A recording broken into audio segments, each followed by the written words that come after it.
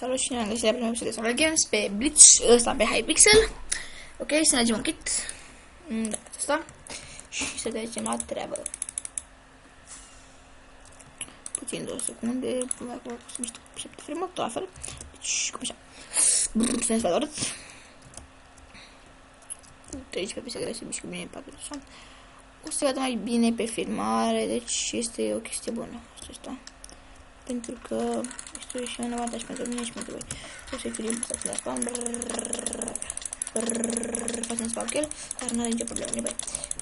Pericosule. Și periculos, nu crezi? Deci eu nu mi se ne bate. Haide, haide, rog, haide.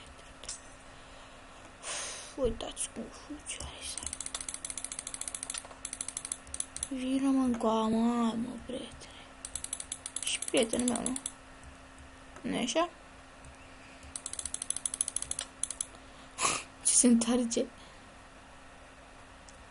Se vede că n-am mai jucat în viața lui, dar în fine. Adică, na. O să fac și pe MCSG. Dar momentan am luat bani pentru hack, cică. Eu nu folosesc hack și nu o să folosesc niciodată. E o mare prostie și o mare porcărie, adică și da, vedeți dacă folosești hack. Tu vedeți că ești mai bun, eu cred că uite, mă vorbeam și mă luau asta, gata, dacă mai dau bucată și acum vin și eu.